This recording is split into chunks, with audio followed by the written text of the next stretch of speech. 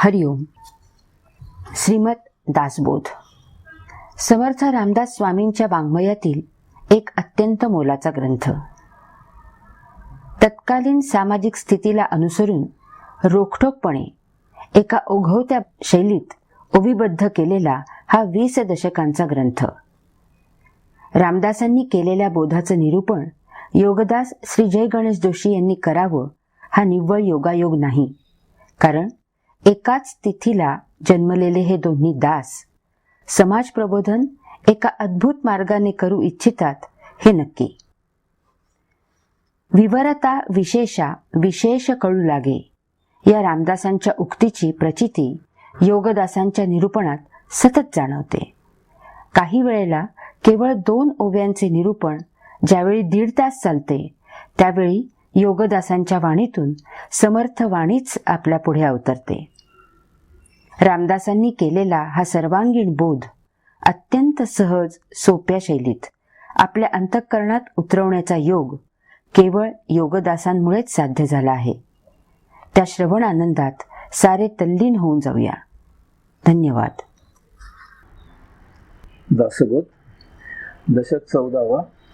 अखंड ध्याननाम. समास 3. कवित्व कला निरूपण. ओवी क्रमांक 1. श्रीराम. कवित्व शब्द सुमन माळा, अर्थ परिमळ आगळा, तेणे संत षटपद कुळा, आनंद होये.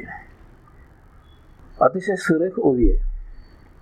समर्थ सांगतायत हे जे कवित्व आहे हे शब्द सुमन माळा, काव्यामधलं एक एक शब्द, एक एक अक्षर म्हणजे एक एक फूल आहे, आणि शब्दरूपी फुलांची ही माळ आहे काव्य. म्हणजे परमात्म्याला आपण फुलांची माळ अर्पण करतो. तसे हे जे साहित्यिक लोक आहेत ते शब्दरूपी फुलांची माळा गुंफतात, काव्य गुंफतात, आणि त्यांचे काव्य त्यांच्या भक्तिरसामधून परमात्म्याला अर्पण करतात. ह्या त्यांच्या परमात्म्याबद्दलच्या भावना आहेत. पुढे म्हटलंय अर्थ परिमळ आगळा. या फुलाचा सुगंध म्हणजे काय, तर त्या काव्याचा अर्थ. त्या काव्याचा अर्थ म्हणजे त्या फुलातून बाहेर निघत असलेला सुगंध. आणि फुलं म्हटलं की तेने संत षटपद कुळा, आनंद होये. षटपद कुळा याचे 2 अर्थ आहेत. षटपद म्हणजे 6 पाय असलेला कोळी, जाळं विणतो तो, किंवा भुंग्याला सुद्धा 6 पाय असतात. दोघांनाही एकच शब्द वापरला जातो. हा 6 पाय असलेला भुंगा, आता फुलाची माळ असल्यामुळे आपण इथे भुंगा अर्थ घ्यायचा, कोळी अर्थ नाही घ्यायचा. तर हा 6 पाय असलेला भुंगा या फुलाची माळ परमात्म्याला अर्पण केल्यावर तिथे गुंजारो करायला सुरुवात करतो, आणि त्यामुळे त्याला परम आनंद मिळतो. आता कवीना काही 6 पाय नाहीत. फुलाला भुंगा येतो, त्याला 6 पाय आहेत, पण तरी सुद्धा समर्थाने षटपद म्हटलंय, षटपद कुळा. त्याचं कारण असं आहे की हे काव्य रचणाऱ्याला सुद्धा ते लागू आहे. म्हणजे षटपद याचा अर्थ घ्यायचा 6 चक्र. परमात्म्याला शब्दरूपी काव्याची माळ अर्पण केल्यानंतर आणि भक्तिमय भावावस्थेचा अर्थ त्याच्यामध्ये रसोत्पत्ती निर्माण केल्यानंतर हा जो कवी आहे तो स्वतःच परमात्म्याच्या सोबती रुंजन करायला लागतो. स्वतःच रुंजन करायला लागतो. त्या भावभक्तीमध्ये तो इतका तल्लीन होतो, इतका तल्लीन होतो की त्या परमात्म्याला सोडून तो दूर जाऊच शकत नाही. एखादा भुंगा त्या फुलाच्या सभोवती गुंजारो करत राहावा, तसा हा काव्याचा गुंजारो करत राहतो भक्तिरसाने ओथंबून, आणि त्यामध्ये त्याला परम आनंद मिळतो. असं समर्थाने पहिल्याच ओवीमध्ये काव्याचं फार मोठं महत्व सांगितलंय. आणि काव्य यासाठीच रचायचेत. परमात्म्याचं स्तवन, परमात्म्याचं गुणगान, परमात्म्याची स्तुती. आणि स्तुती भाट म्हणून करायची नाहीये. राजाची स्तुती करतात, भाट नेमलेलेच असतात राजाने. राजा सकाळी स्नानस वगैरे उरकून आला की ते भाट येऊन तिथे बसतात आणि राजाची स्तुती करतात. तसं नाहीये हे. परमात्म्याचं दर्शन झालं त्या मूर्तीचं की आपोआप आतून उत्स्फूर्तपणे यायला पाहिजे काव्य. आणि म्हणून दुसऱ्या ओळीमध्ये समर्थ म्हणतात, ऐसी माळा अंतःकरणी गुंफून पूजा रामचरणी ओंकार तंत अखंडपणे खंडूच नाहीये.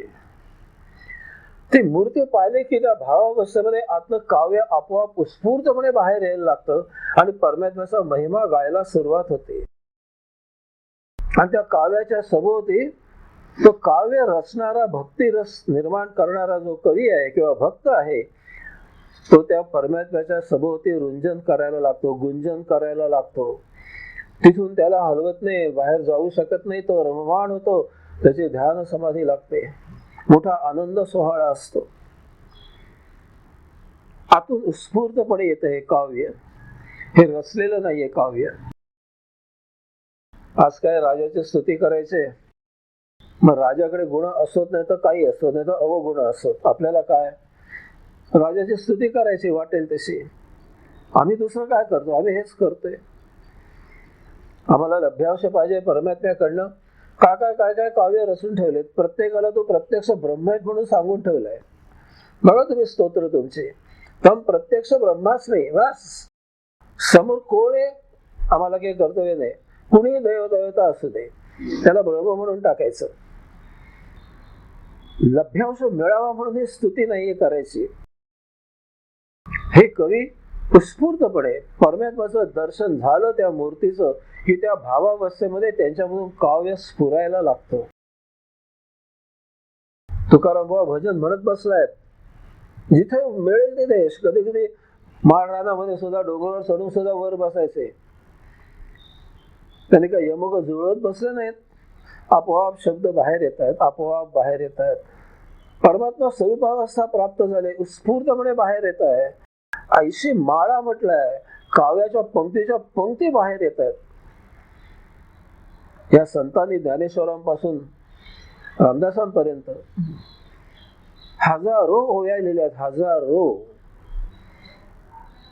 यमक कसं जुळत होते, शब्द कुठून आणत होते, एक एक शब्द कसे आहेत, प्रासादयुक्त आहेत, साहित्याचे अत्यंतिक टोकाची उंची गाठलेले आहेत आणि अतिशय अर्थपूर्ण आहेत. तो खरोखरच सुगंध आहे त्याला भक्तिरसाचा. गुंफून पूजा रामचरणी, अशी माळ जी आहे ती सद्गुरूच्या चरणी त्याने अर्पण केलेली आहे. आता पुढे जे शब्द आहेत ते लाख मोलाचे आहेत. ओंकार तंत अखंडपणे खंडूच नाहीये. अशा प्रकारे परमात्म्याचं काव्य रचत असताना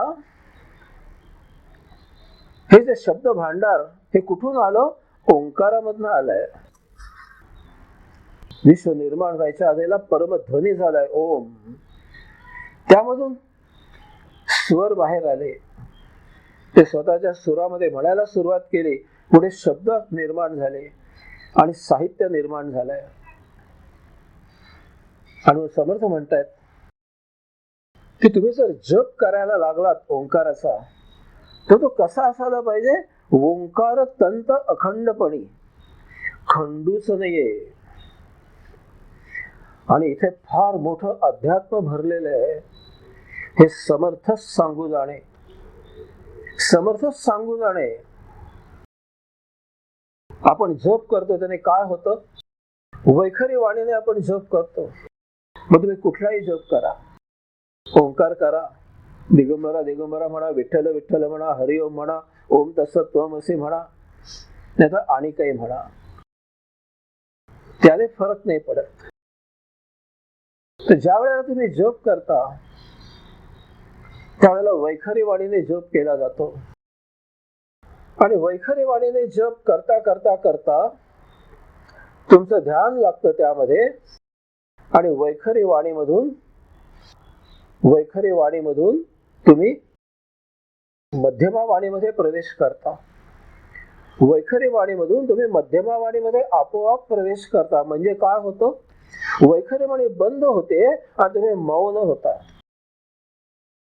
ध्यान लागतं, त्यामुळे वैखरी वाणी बंद होते आणि त्यामधून तुम्ही मध्यमा वाणीमध्ये प्रविष्ट होता, मौनामध्ये प्रविष्ट होता. आणि मग मनातल्या मनात तुमचा जप सुरू राहतो. वैखरी नंतर मध्यमा वाणी येते.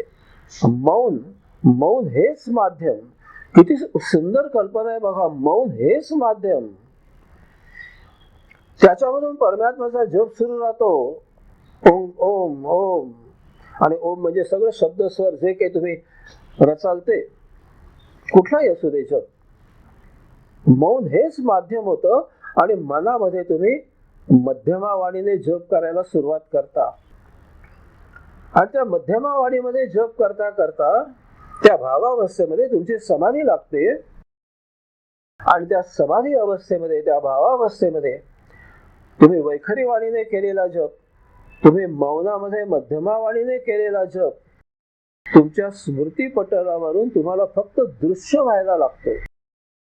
आता तुम्ही जप नाही करीत आहात, वैखरी वाणीने प्रत्यक्ष करत नाही आहात, किंवा मौनामध्ये सुद्धा मनामध्ये जप नाही होत आहे, तर त्याच्या पलीकडे तुम्हाला स्मृती पटलावरून तुम्हीच केलेला वैखरी वाणीने आणि मध्यमा वाणीने केलेला जप हा स्मृती पटलामधून तुम्हाला स्मृत होतो. आणि म्हणून याला पश्चंती वाणी म्हटलंय. ही पश्चंती वाणी आहे बघा. अखंड जप कसा चालू आहे, वैखरी वाणी झाली, मध्यमा वाणी झाली, तुम्ही आता पश्चंत वाणीमध्ये आलात, तुमची समाधी लागलेली आहे. आणि स्मृती पटलामधून तुम्हाला ज्या वेळेला हा जप पश्चंत होत असतो, त्यावेळेला तुम्ही समाधीच्या पलीकडे परा अवस्थेमध्ये जाता. ही परावाणी असते. तुम्ही स्वतः ते जप होता, तुम्ही स्वतः ओंकार होता, तुम्ही स्वतः परमात्मा स्वरूप होता. अशा प्रकारे अखंड 4 पायऱ्यांची शिडी आहे. तिथे कुठे खंड पडत नाही. आता पुढचा प्रश्न असा आहे की तुम्ही तर इथे भौतिकात आहात, इथून शिडी आणली कुठून? तुम्ही शिडी आणली कुठून? वैखरी वाणीने जप सुरू केला, आलं कुठून हा जप? तरी जी शिडी आहे, ही शिडी तुम्हीच आत्मस्वरूपावस्थामध्ये अंशात्मा असताना त्या योगधामामधून तुम्हीच ती शिडी इथे घेऊन आलेत आहात. आणि त्या शिडीचा माध्यमातून उपयोग करून पुन्हा तुम्ही वर गेलेत आहात. याचं मी थोडं निरूपण करतो. ब्रह्मांडाचं केंद्रस्थान हे योगधाम आहे. आणि या केंद्रस्थानी ब्रह्मांडाच्या योगधामी ज्या वेळेला ओंकार असा परमध्वनी झाला, त्यावेळेला परमात्मा परामधून पश्चंत झाला. परमात्मा परा आहे, सगळ्याच्या पलीकडे, सर्वस्वाच्या पलीकडे केंद्रबिंदू पाशी आहे पुरुषोत्तम. हे परावाणी आहे, अदृश्य आहे, अरूप आहे, निराकार आहे. तिथून स्फोट झाला आणि त्या परावाणीमधून परमात्मा पश्चंत झाला. वस्तुजगत निर्माण झालं. इथे वस्तुजगत पश्चंत झालं. परामधून पश्चंत वाणी आली.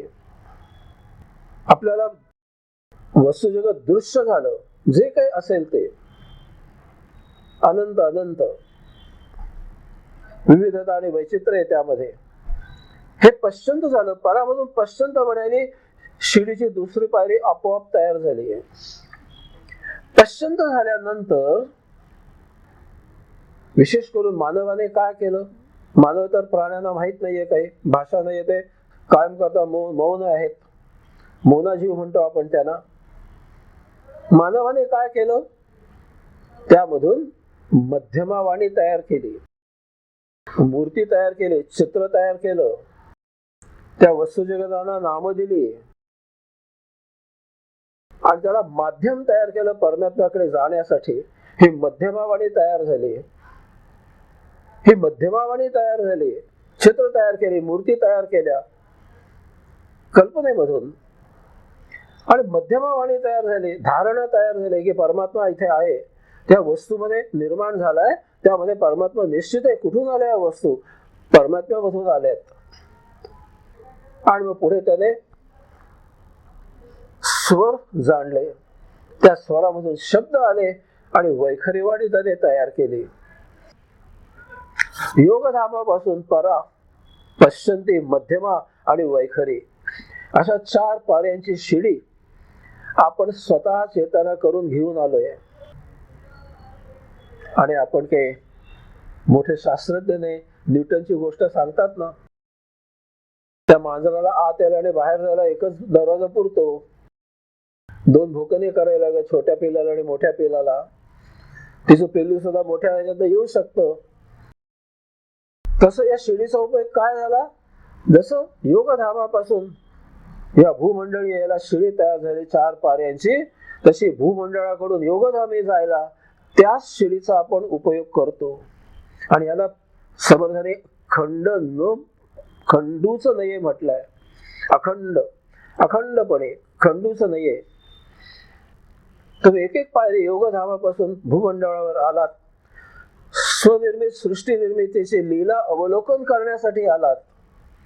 आणि इथे आल्यानंतर यथाकाळी तुम्हाला परत जाण्यासाठी पुन्हा वैखरी वाणीने जप करायचा परमात्म्याचा. तिथून मध्यमा वाणीमध्ये प्रविष्ट व्हायचं. समाधी लावल्यानंतर पश्चंती वाणीमध्ये जायचं आणि परावाणीमध्ये जाऊन परमात्मा स्वरूप व्हायचं. यथाकाळी पुन्हा यायचं. अखंडपणे ही शिडी तुम्हाला वापरता येते. पण हे ज्याला समजलं त्याला. आपण इथे आलो कसे? ही वैखरी वाणी आली कुठून? हे सगळं वस्तू जगत आलं कुठून? ब्रह्मांड निर्माण झालं कुठून? आणि आपण इथे आलो कसे? त्या शिडीने आलोय समर्थ सांगतायत. ओंकाराच्या शिडीने आलोय आपण खाली. 4 प्रकारच्या वाणी ओंकाराने आपल्याला दिल्यात. सगळं ओंकारामधून निर्माण झालंय. ओंकार तंत म्हटलंय त्याला. गुंफत आलोय खाली आपण. एक एक पायरी गुंफत खाली आलोय. परामधून पश्चंती म्हणून मध्यमा म्हणून वैखरी मध्ये आलो. आणि बहुसंख्य लोक या वैखरीमध्ये फसले. प्रत्येक वस्तूला नावं दिली निरनिराळी. भेद तयार झाला. भेद तयार झाल्यावर आम्हाला वेगवेगळे उपभोग सुचायला लागले. प्रत्येकामध्ये परमात्मा आहे ही जाण निघून गेली. त्याचे उपयोग वेगवेगळे आहेत. आम्ही भौतिकामध्ये अडकलो. मग ज्या कोणी महात्म्याने हे जाणलं की आपण आले कसं, कुठून आलो, काय आलो, काहीतरी मार्ग असला पाहिजे इथे येण्याचा, तो मार्ग त्यांनी शोधला आणि त्यांना ही 4 पाण्याची शिडी सापडली. ती समर्थ सांगतायत ओंकार शिडी. जसे आलो तसे परत चला तिथे. इथे आपण उपभोग घ्यायला आलेले नाही आहोत. इथल्या वस्तू जगताचं लीला अवलोकन करायला आलोय आपण. आणि ही लीला अवलोकन करून झाली यथाकाळी पुन्हा त्याच शिडीने परमात्मा स्वरूप व्हायचं, सायुज्य मुक्त व्हायचं. त्या पुरुषोत्तमाच्या चरणी मुक्काम करायचा, थोडा आईला भेटायचं आणि जगतजनीला सांगायचं पुन्हा एकदा अवलोकन करून येतो. कारण प्रत्येक क्षणी इथे बदल होतोय. या भूमंडळावर प्रत्येक क्षणी बदल होतोय. मला येऊन आता बरेच दिवस झाले आई माते, आता त्या ब्रह्मांडामध्ये बरेच काही बदल झालेत. पुन्हा एकदा अवलोकन करून येतो. ती लीला अवलोकन करतो. पुन्हा ती शिडी उतरून खाली यायचंय. बदल पाहायचाय. ती लीला अवलोकन करायचे. आणि एक ठराविक काळ असा येतो की पुन्हा बदल होईपर्यंत आपण पुन्हा योगजननीला भेटायला जायचंय वरती. त्याच शिडीचा उपयोग करून पुन्हा यायचं, पुन्हा जायचं. याला सायुज्य मुक्तात्मा म्हणतात. आणि इथे जे असंख्य जीव अडकलेले आहेत भौतिकामध्ये, दुर्दैवाने अज्ञानाने ज्यांना हे कळत नाही, या उपभोगामध्ये जे रममाण झालेले आहेत, त्यासाठी प्रभूचं काम करत प्रचार आणि प्रसार करायचा आहे अध्यात्माचा. त्यासाठी शिडे समर्थ म्हणतात ओंकारात अखंडपणे खंडूच नाहीये. याच्यामध्ये तुम्ही कुठेही खंड पडू देऊ नका. सायुज्य मुक्त म्हणून जीवन जगा. पुरुषोत्तमापर्यंत जाये जाये करा या 4 पायऱ्याच्या शिडीने, ही ओंकाराची शिडी त्यासाठीच आहे. हे ज्यांना कळलं ते सायुज्य मुक्त होऊन जातात, प्रभूचं काम करतात. आणि प्रभूचं काम करून ज्यांना कोणाला हे पट्ट रुस्त, त्यांना या अध्यात्माच्या मार्गी आणतात, आपल्याप्रमाणेच त्यांना मुक्त करतात आणि पुरुषोत्तमाच्या चरणी त्यांना आत्मस्वरूपावस्था प्राप्त करून देतात. आणि म्हणून समर्थ आपल्याला फार मोठी जबाबदारी आपल्यावर देते. दासोबोधामध्ये तुम्हाला जे काही बोध झालेला आहे तो हा लक्षात ठेवा. मानवाचा जन्म यासाठी आहे, उपयोग करायचा आहे, उपभोग घ्यायचा नाहीये. या शिडीने जाये जाये करायचे, या ब्रह्मांडाची लीला अवलोकन करायचे. ही निर्मिती कशासाठी झाली? आपल्यासाठीच झाली.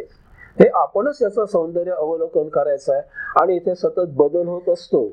इथे मुक्काम टाकायचा नाही, इथे यात्रा करायचे. हे पुढचं लक्षात घ्या. इथे मुक्काम टाकायचा नाहीये, इथे यात्रा करायची. कारण प्रति क्षणी इथे बदल होत आहे. आणि हा बदल व्हायला साधारण आपण म्हणतो एका पिढीचा कालावधी जातो, 20 वर्षाचा स्पॅन. हा स्पॅन ऑफ पिरियड 20 इयर्स आहे, आपण गृहीत धरलाय.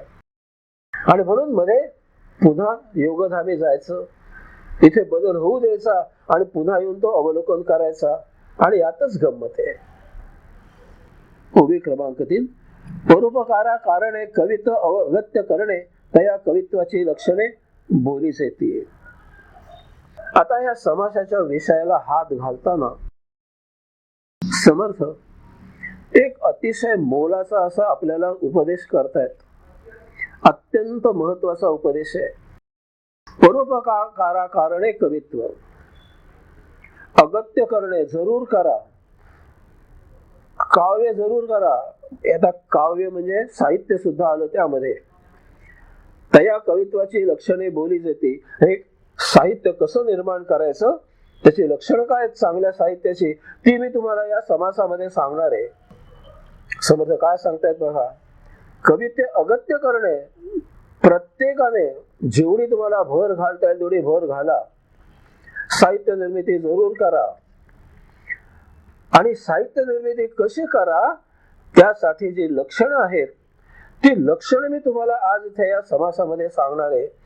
पण त्यासाठी हे जो पहिला शब्द आहे तो अत्यंत मोलाचा, महत्वाचा आणि लक्षात ठेवायचा आहे. परोपकार कारणे, परोपकारा कारणे कवित्व. गंमत म्हणून तुम्हाला वाटलं म्हणून काव्य करायचं नाहीये, परोपकार करण्यासाठीच काव्य करायचं आहे. आणि हा परोपकार काय आहे, तर आता हे जे मी वरती भागाशी सांगितलं की ओंकार तंत अखंडपणी त्याला उपयुक्त असं साहित्य निर्माण करायचं आहे, तर तो परोपकार झाला. प्रत्येक पिढीला मागे हे जे आध्यात्मिक ज्ञान आहे ते त्या त्या भाषेमध्ये कळायला पाहिजे. गीता संस्कृत मध्ये आहे म्हणून माऊलीने ती मराठीमध्ये आणली आणि ती सोपी वाटली त्यावेळेच्या लोकांना. आज तुम्हा आम्हाला घाम फुटतो ज्ञानेश्वरी वाचताना, पत्ता लागत नाही. त्यावेळेला लोकांना सोपी वाटली, अतिशय सोपी टीका लिहिले गीतेवर ज्ञानेश्वरी. त्या काळातल्या लोकांना वाटले, आज नाही आपल्याला वाटत. त्यामुळे प्रत्येक पिढीला सोपं वाटावं, त्या त्या भाषेमध्ये त्या त्या काळाला अनुसरून हे साहित्य निर्मिती व्हायला पाहिजे. हा परोपकार आहे. यासाठी कवित्व करायचं आहे, यासाठी साहित्य रचना करायचे. बाकी साहित्य रचनेला अध्यात्माच्या दृष्टीने शून्य महत्व आहे. भौतिकामध्ये अचकट विचकट जे साहित्य निर्माण केलं जातं ते अध्यात्माच्या दृष्टीने शून्य आहे. त्या निर्मितीला आम्ही निर्मितीच म्हणत नाही. ते परोपकार नाहीये, तो अपकार आहे, लोकांना वाईट मार्गाला लावणारा आहे. ते आहेत ना काव्य, ते आदले 1-2 ओळी रचायच्या आणि काय सासूबाई मग तो सासूबाई म्हणाला म्हणून काव्य राहायचं सूनबाई. प्रत्यक्ष काव्यात ते काय वेगळं आहे काहीतरी, शांताबाई वगैरे.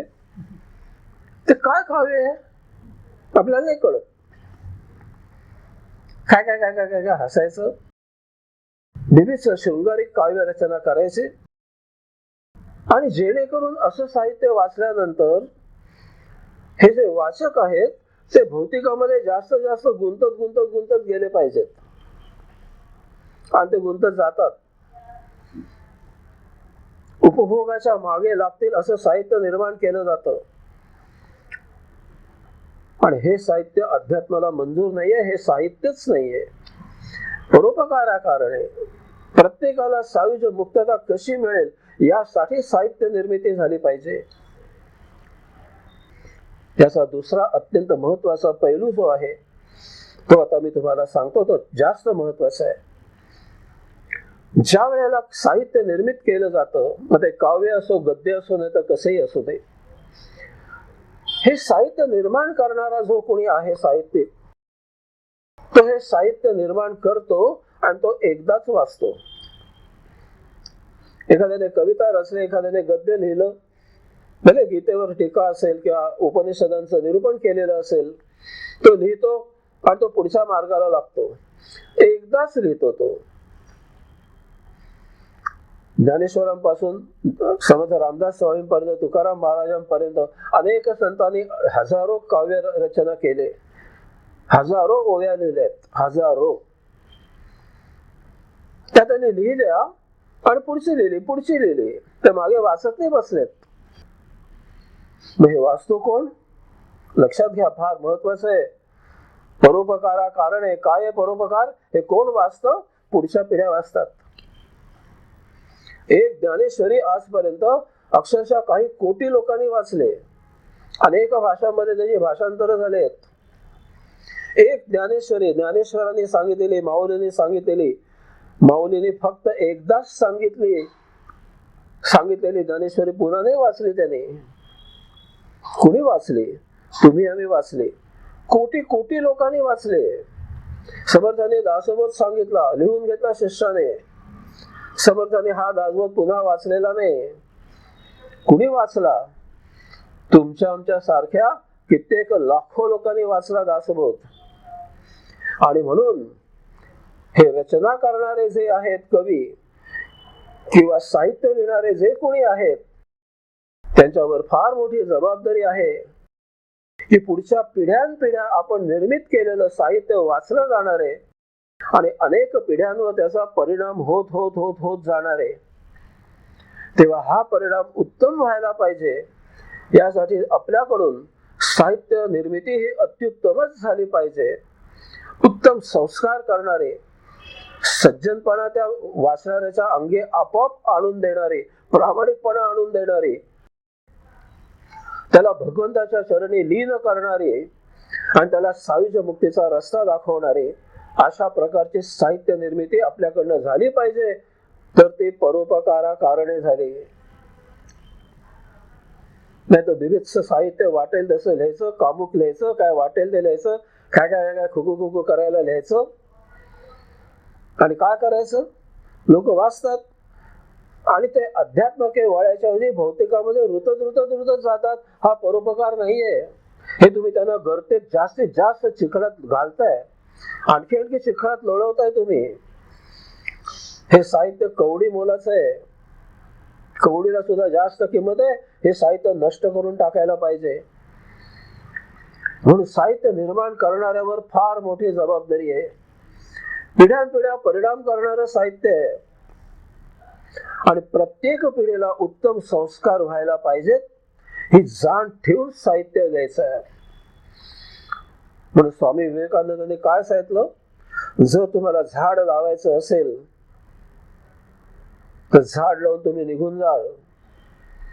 ते झाड फोफावेल, त्याला फळं फुलं येतील, झाड जागा व्यापेल आणि भविष्य काळामध्ये ते अडचणीचं होऊ नये अशा ठिकाणी झाड लावा. हे झाड पुढे शेकडो वर्ष टिकणार आहे. तुम्ही निघून जाल 50 वर्षांनी, 60 वर्षांनी, 100 वर्षांनी, तुमच्या मागे ते झाड राहणार आहे शेकडो वर्ष. त्याच्यात लोकांना त्रास नाही होता कमा. झाड लावायचं असेल 100 वेळा विचार करा, मागे अनेक पिढ्यांना ते झाड वापरायचं आहे. निर्मिती करायची असेल तर याप्रमाणे परोपकारा कारणेच झाली पाहिजे निर्मिती. नाही तर तुम्ही निर्मिती करू नका. भलत सलत काही लिहू नका. आणि आज आपण पाहतो छछोर वाङ्मय, हे 99% छछोर वाङ्मय जे आहे ते आपल्या पिढीला नासून टाकलेलं आहे, नासून गेलेलं आहे. 1% सुद्धा मी फार म्हणतोय आध्यात्मिक साहित्य. याच्या उलट परिस्थिती असायला पाहिजे. कारण आम्हाला मनोरंजन हे कर्मयोग केल्यानंतर थोडा वेळ करायचं असतं, हे भान आम्हाला आहे कुठे? सकाळी व्यायामाला येतात, बाबा काय झालं रे, असं का पिंगुळ्यास का? मी काल मॅच बघत होतो, 2:30 वाजले. रात्री 2:30 पर्यंत मॅच बघून तू व्यायाम करून कामाला कसा जाणार? आणि ते काम कुठल्या प्रतीचं होईल? अत्यंत निकृष्ट प्रकारचं होईल. तुझ्या हातून कर्मयोग होणार कसा? कर्मयोग केल्यानंतर करमणूक आहे ही. नाटक, सिनेमा, गाणं, तुमचे खेळ, जे काय असेल ते, ही करमणूक आहे. आज त्याला प्राधान्य दिलं गेलंय. कारण याच्याकडे आकृष्ट होणारी 99% प्रजा जी आहे ती त्यांना भरभरून, खिसे भरभरून पैसे होते त्यांच्यावर. त्यांना कोट्यानी रुपये मानधन मिळतं. मनुष्य तिकडे आकर्षित होतो की आपल्याला सिनेमामध्ये काम करायचं, त्या केबलवर काम करायचं, काय त्या नाटकातलं काम करायचं, करमणूक करायची, खेळ खेळायचे. कुठल्या खेळाला जास्त लोकप्रियता आहे तो खेळ मला यायला पाहिजे. सगळे लोक तिकडे धावतायत. आणि मानवी देहाचा मूळ हेतू जो आहे तो हे विसरूनच गेलाय. इतके विसरलायत की तुम्ही सांगायला गेलात तर तुम्हाला मूर्ख म्हणतात. हे आयुष्य मौज करण्यासाठी हे म्हणतात आणि पुन्हा पुन्हा गर्तेत लोळत बसतात. आणि त्यामुळे अशा प्रकारची निर्मिती आपल्याकडून होणार नाही याची काळजी घ्या असं समर्थ सांगतायत. आणि म्हणून कवित्व कला निरूपण, कवित्व कला म्हटलंय, त्या कला शब्दाला अर्थ आहे ही कला अशी तुम्ही निर्माण करायला पाहिजे की पुढे प्रत्येकाला त्या कलेने त्याच्या अंगी अध्यात्म बाणेल, प्रत्येक जण मुक्त होईल, या ब्रह्मांडाचा, सृष्टी सौंदर्याचा एक लीला म्हणून अवलोकन करेल आणि साक्षी राहून आनंद घेईल. हे सगळं सुखदुःखात तुम्हाला लोळवणारे सगळं साहित्य आहे. आज लोकप्रिय असलेले हे जे कोणी साहित्यिक आहेत मोठमोठे, बरेचसे निघूनही गेल्यात आपल्यातनं, त्यांच्या स्मृती आता जाळवल्या जातात. हे सगळं वाङ्मय तुम्ही बघा कसं छछोर वाङ्मय आहे. काय खिकीखुकू करणार आहे. या पलीकडे काही त्याला अर्थ नाहीये. तुम्हाला जीवनाचा अर्थ त्यातनं काही कळतच नाही काय आहे आणि वाटतं की हेच जीवन आहे. तुम्हाला गर्तेत घेऊन जातो. पिढ्यान नासडून टाकलंय सगळं. आणि म्हणून समर्थांचा हा परोपकारा कारणे हा शब्द अत्यंत महत्वाचा आहे त्या ओवीमध्ये. आणि ह्या अर्थ लक्षात घेऊन समर्थ पुढे सांगतायत की तया कवित्वाची लक्षणे बोली जेती. कवित्व कला काय आहे त्याची लक्षण मी तुम्हाला आता इथे सांगणार आहे. यासाठी सतत लक्षात ठेवा की ओंकारात अखंडपणे खंडूच नाहीये. यासाठी परोपकारा कारणे साहित्य निर्मिती झाली पाहिजे. ही साहित्य निर्मिती परोपकारा कारणे अशी झाली पाहिजे की तुम्हाला ओंकाराचा कधी खंड न पडणार असा जपाचे आकर्षण झालं पाहिजे. तिथून तुम्ही परमात्मा स्वरूप झालं पाहिजे, मुक्त झालं पाहिजे. श्रोते हो, योगदासांच्या सहज, सोप्या आणि रसाळ निरूपणाचा आपण आस्वाद घेतच आहोत. विविध आध्यात्मिक विषयांवर त्यांची 50हून अधिक पुस्तकं bookganga.com या संकेतस्थळावर उपलब्ध आहेत. आपण त्यांचाही लाभ घेऊ शकता. धन्यवाद. ओवी क्रमांक 4. जेणेकडे भगवत भक्ती, जेणेकडे विरक्ती, ऐशी या कवित्वाची युक्ती आधी वाढवावी. भगवत भक्तीची गोडी लागायला पाहिजे अशा प्रकारचं साहित्य निर्माण करायचं आहे. भगवंताचं गुणगान तुम्हाला सांगायचं आहे. आणि भगवंताचं गुणगान कशासाठी करायचं आहे हेही सांगायचं आहे. नाही तर आम्ही गुणगान करतो, बाबा मला हे दे, मला ते दे, तू असं आहेस तसं आहेस. त्याला हरभऱ्याच्या काय पिंपळाच्या झाडावर चढवतात आणि ही आधी मागतात. भगवत भक्ती, त्या परमात्म्याची भक्ती निर्माण झाली पाहिजे. लभ्यांश नाहीये तिथे कुठला. मला स्वतःला परमात्मा व्हायचं यासाठी भक्ती करायचे, या भक्ताचा भगवंत व्हायला पाहिजे यासाठी रुची निर्माण करायचे, जेणेकडे विरक्ती, आणि यासाठी या भौतिकाची विरक्ती निर्माण झाली पाहिजे. अशा प्रकारचं साहित्य निर्माण झालं पाहिजे. भौतिकाचा अर्थ पहिल्या वाक्याला लिहिला पाहिजे या लोकांनी, की याचा उपयोग करायचा, उपभोग घ्यायचा नाहीये. उपभोग म्हणजे विरक्ती आली, घ्यायचा नाहीये. उपयोग म्हणजे भक्ती आली. उपयोग आणि उपभोग यामधला फरक लक्षात आणून द्यायचा आहे. त्यासाठी साहित्य निर्मिती करायचे. ऐशी कवित्वाची युक्ती, ही कवित्वाची कला आहे, ही युक्ती आहे की हे आधी वाढवा तुम्ही. सगळ्यात पहिला धडा समर्थ सांगतायत. भौतिक वस्तू जगताचा उपयोग आणि उपभोग बघा, भगवत भक्ती आणि विरक्ती सांगितले. भक्ती वाढत गेली पाहिजे आणि भौतिकापासून विरक्त होत गेलं पाहिजे. तरच या दोन गोष्टी एकत्र झाल्या तर आपण भक्ताचा भगवंत होऊ शकतो. अशी युक्ती तुम्ही प्रथम करा, ती वाढवा, लोकांच्या गळीत उतरवा. हा पहिला धडा दिलाय समर्थाने. हे कवित्वाला पहिला धडा दिलेला आहे. हे तुझं लक्ष पाहिजे. साहित्य निर्मिती यासाठीच तू करायला पाहिजे. ओवी क्रमांक 5, क्रियेवीण शब्द ज्ञान तयान मानेती सज्जन म्हणून देव प्रसन्न अनुतापे करावा. आधी वाढवावे. हे कसं वाढवायचं? ही जी कवित्वाची युक्ती आहे की तुम्हाला भगवत भक्ती प्राप्त झाली पाहिजे आणि भौतिकाची विरक्ती प्राप्त झाली पाहिजे. ही कशी वाढवायची? यासाठी कवी काय पाहिजे, कसा पाहिजे? तर तो क्रियेवीण शब्द ज्ञान तयान मानिती सज्जन म्हणून देव प्रसन्न अनुतापे करावा. ज्याला साक्षात्कार झालाय, ज्याला आत्मानुभूती प्राप्त झालेली आहे, ज्याला स्वतःला अनुभूती मिळाली, जो परमात्मा स्वरूप झालेला आहे, अशाने लोकांना शब्द ज्ञानाच्या माध्यमामधून लोकांना भगवत प्रीती निर्माण करावी. एरवी लोक तुम्हाला मानणार नाहीत. लोक मानणार नाहीत म्हणजे काय मानणार नाहीत? तर तुमचं साहित्य वाचून मला जर भक्ताचा भगवंत कसा होतो जे कळत नसेल तर तुमचं साहित्य कुचकामी आहे. फक्त छछोर लोक तुमच्या वाङ्मयाला चिकटते लिहून, आणि तसे आज आपण पाहतो त्या पुस्तकांचे ढीगभर खप होतात. लाखांनी प्रति खपतायत, लाखांनी प्रति खपतायत. पण जे परमात्मा स्वरूप ज्यांना व्हायचं आहे तया न मानिती सज्जन, तुम्ही स्वतः जर आत्मस्वरूप झाला नाही तर तुमच्या हातून ती साहित्य निर्मिती होणं शक्य नाहीये.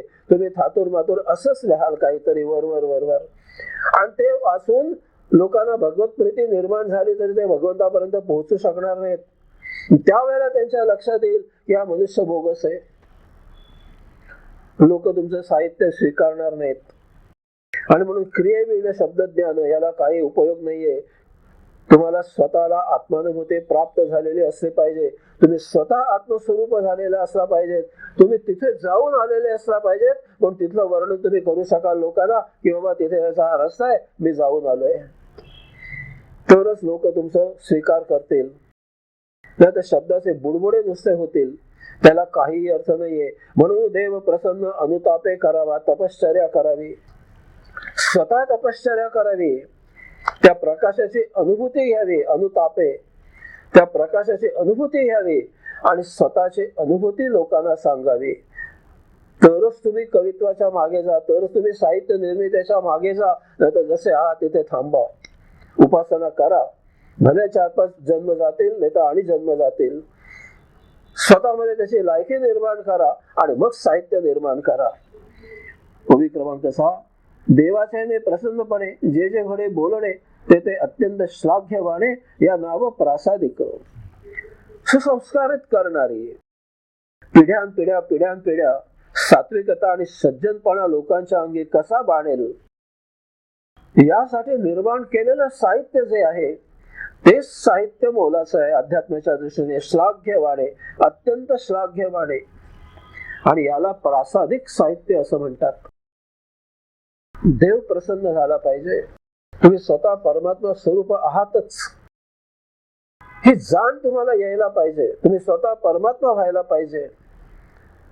जे जे घडे बोलणे, जे जे तुम्ही कवित्व किंवा साहित्यामधून सांगाल ते प्रत्येक गोष्ट श्लाघ्यवानेच असायला पाहिजे. परमात्म्याला एक एक पाऊल पुढे पुढे पुढे पुढे नेणारं असलं पाहिजे. याला प्रासादिक साहित्य असं म्हणतात आणि त्याचीच निर्मिती करायची. ओवी क्रमांक 7. धीट पाठ प्रासादिक ऐसे बोलती अनेक, तर या त्रिविध विवेक बोलीसेल. आता समर्थ म्हणतात त्या प्रासादिकाच्या विरुद्ध धीट आणि पाठ असे दोन प्रकारचं साहित्य आहे आणि त्या साहित्याची निर्मिती तुम्ही करायची नाहीये.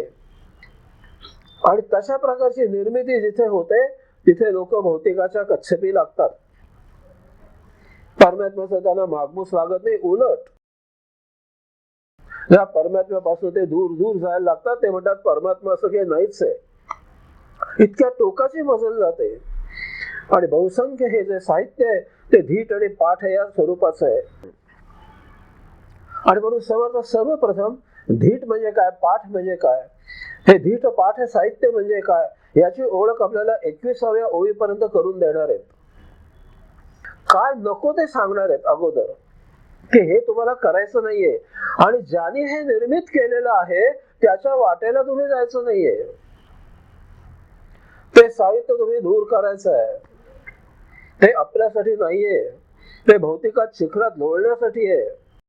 आपल्याला अध्यात्म साध्य करायचं आहे, परमात्मा स्वरूपावस्था प्राप्त करायचे, सायुज्य मुक्त व्हायचं आहे. ती शिडी जी आहे अखंडपणे जाये जाये त्या शिडीचा उपयोग आपल्याला करायचा आहे, त्यासाठी मुक्त व्हायचं आहे. आणि म्हणून आपल्याला प्रासादिक काव्य पाहिजे. प्रासादिक काव्य स्वतः वाचायचं आहे, अभ्यास करायचा आहे, स्वतः निर्मिती करायची काव्याची, तर ते प्रासादिकच करायचे. ते धीट पाठ साहित्य निर्माण करायचंच नाहीये. आणि यासाठी धीट पाठ साहित्य म्हणजे काय ते मी आता तुम्हाला पुढल्या ओवीपासून सांगतो 21व्या ओवीपर्यंत. आणि मग मी तुम्हाला प्रासादिक साहित्य म्हणजे काय ते सांगणार आहे असं समर्थ सांगतायत आपल्याला. तर या त्रिविध विवेक बोली जाईल, विवेक ठेवायचा. धीट पाठ आपल्याला करायचं नाही, त्याच्या वाटेला आपल्याला जायचं नाहीये. आपल्याला प्रासादिक साहित्यच निर्माण करायचं आहे. ओवी क्रमांक 8. धीट म्हणजे धीटपणे केले, जे जे आपुल्या मनास आले, बळेचे कवित्व रचले, या नाव धीट बोलीचे. टवाळ, अश्लील, अहंकार निर्माण करणारं, आचकट विचकट भाषा असलेलं, शिवराळ भाषा असलेलं, भौतिक उपभोग लोलुपताला तुम्हाला चिकटवणार, त्याचं आकर्षण निर्माण करणारं, संस्कारहीन असं जे जे साहित्य आहे ते धीट आहे. धीट असा शब्द का वापरला तर देवा ब्राह्मणाचे, ब्राह्मण याचा अर्थ विद्वान लोक, जातीय वाचक हा शब्द नाहीये.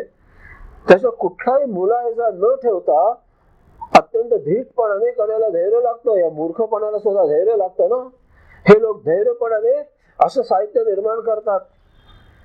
आश्चर्य वाटतं मोठं. तुम्हाला देवाची सुद्धा भीती वाटत नाही, परमात्म्याची सुद्धा भीती वाटत नाही. तुमच्या आज औषधात बसलाय त्याचा सुद्धा तुम्ही मुलायजा ठेवत नाही. इतके तुम्ही झोटिंग झालेले आहात. झोटिंगपणाला सुद्धा धैर्य लागतं.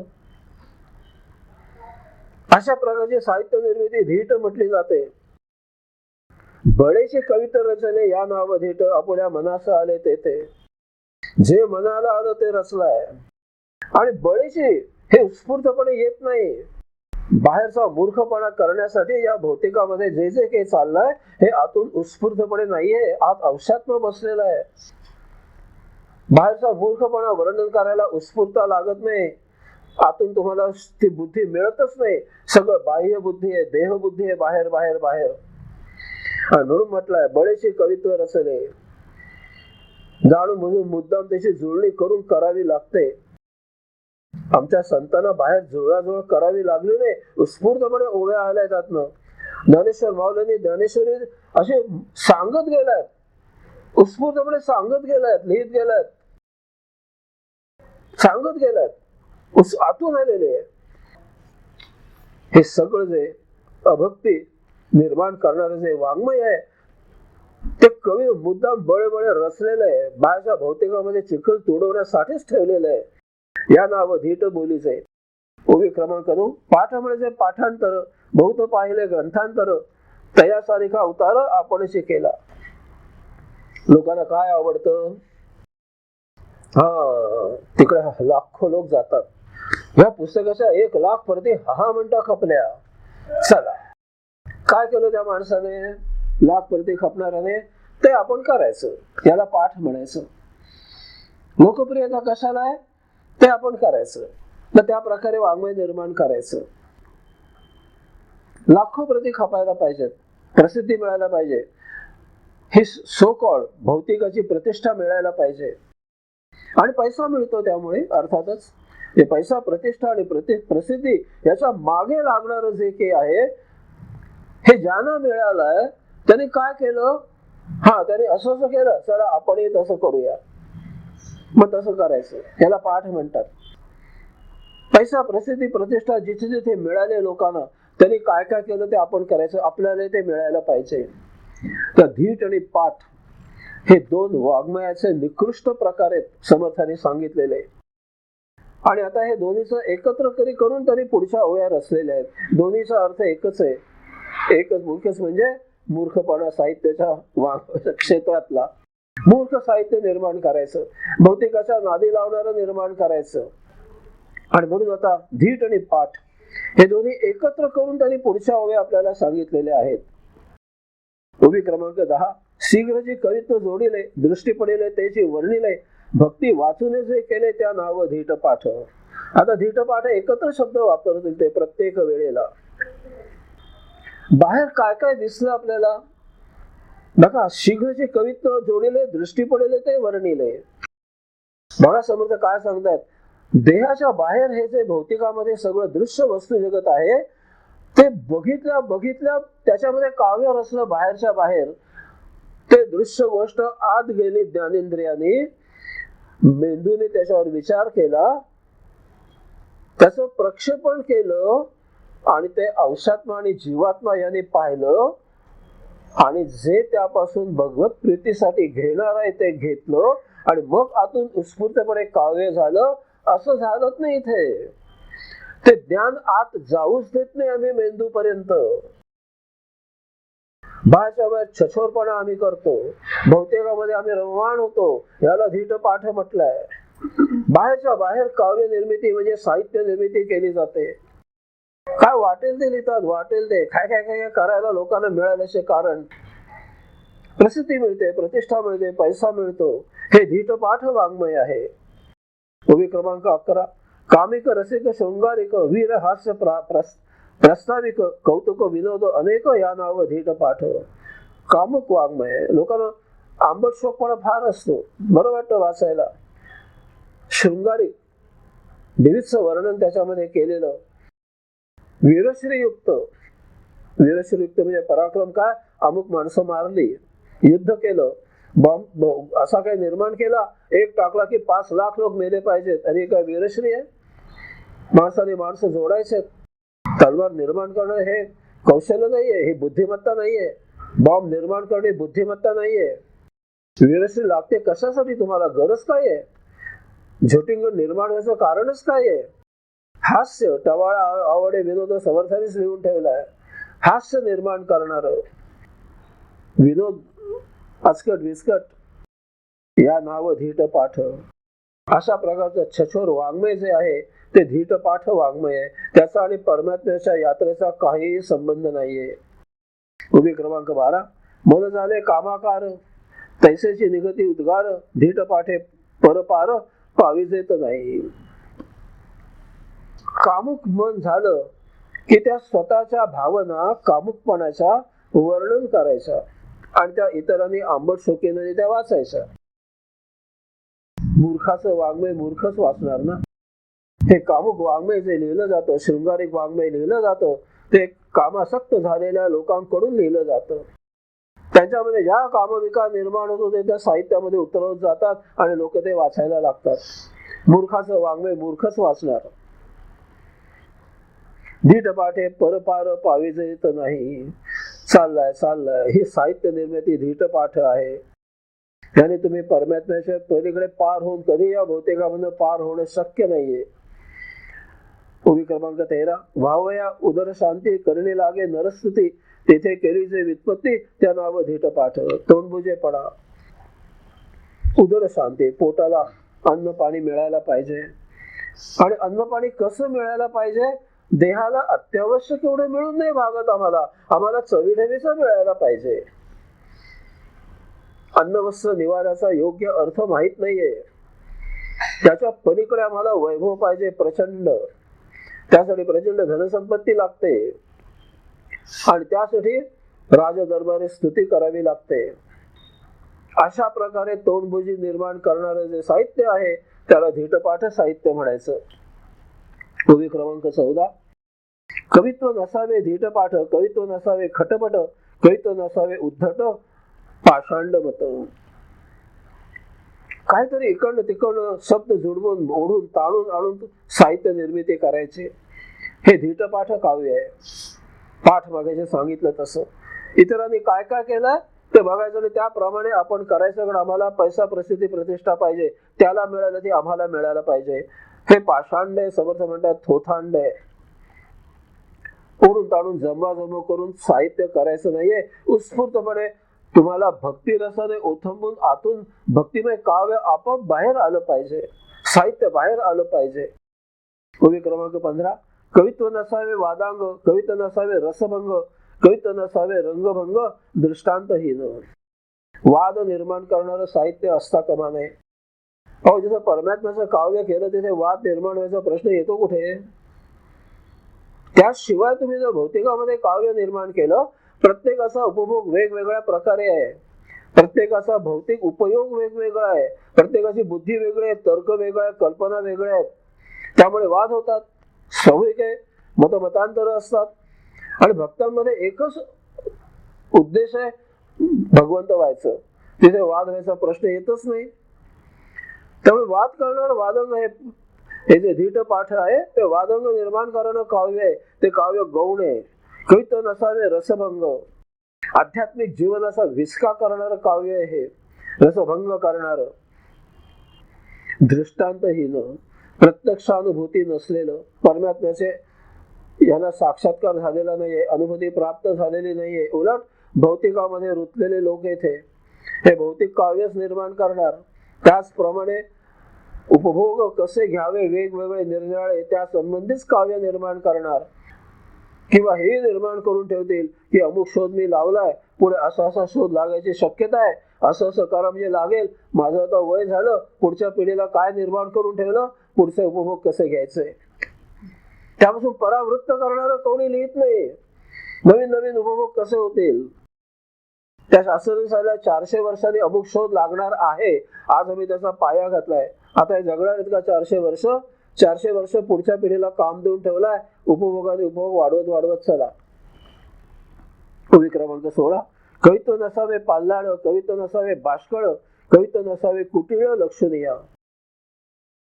आशयहीन पाल्लाळ काव्य केव्हा होईल? ज्या वेळेला विविधता आणि वैचित्र्य जितकं तुम्ही सांगत जाल तितकं. आणि मी परमात्म्याकडे जाताना विविधता आणि वैचित्र्याकडे आम्ही फक्त अवलोकन करतो साक्षीत्वाने. आमचं एकमेव उद्दिष्ट आहे परमात्मा प्राप्त करणं. तिथे पाल्लाळ लावायचा प्रश्नच येत नाही. एकमेव उद्दिष्ट आहे परमात्मा प्राप्त करायचा आहे.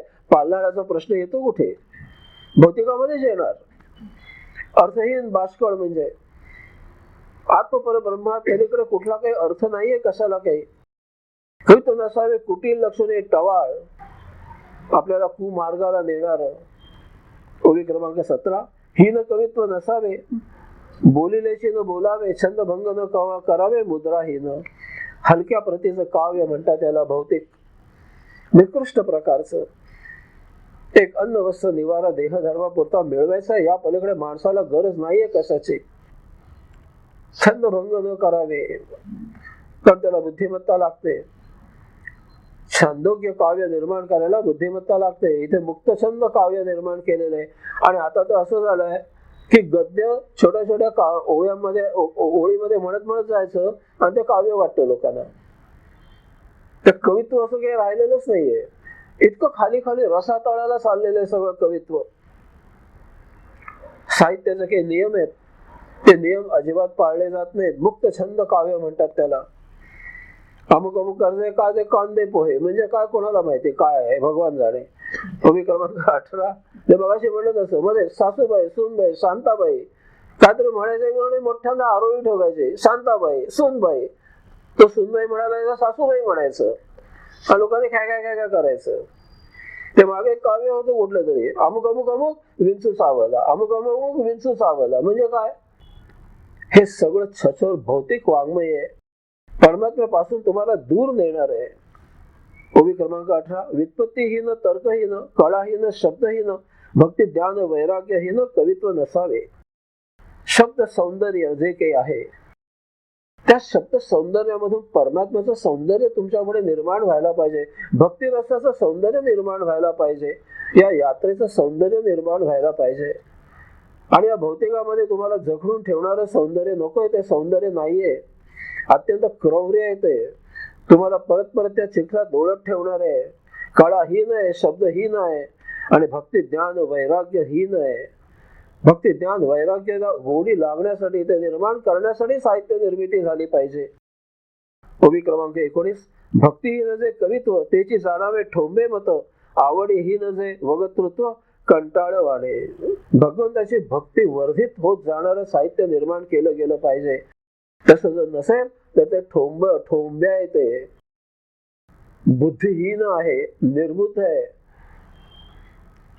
भक्तीसाठी आवडी निर्माण करणारं साहित्य नसेल तर ते वक्तृत्व कंटाळवाणं तुम्हाला झालं पाहिजे. आणि ते कंटाळवाणं असतंच. ज्यांना होत नाही ते भौतिकाच्या गर्तेत लोळणारे लोक आहेत.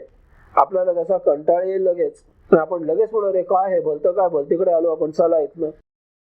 आपण चॅनलवर काहीतरी लावलं जावं असं काहीतरी विचित्र दिसलं, आपण लगेच पुढचा चॅनल घेऊ. पुढे भक्तीरस आहे का बघूया, कुठे काय बघूया, पुढे काय परमात्म्याचं गुणगान कुठे चाललंय का.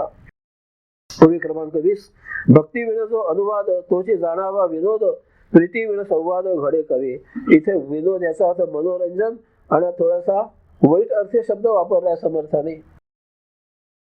जिथे भक्ती निर्माण करणार, भक्तीची गोडी निर्माण करणार जो काही नसेल तो एक विनोद म्हणून समजावा आणि एका कानाने ऐकून दुसऱ्या कानाने सोडून द्यावा. आणि भक्तिमय असेल तो आत्मसात करावा.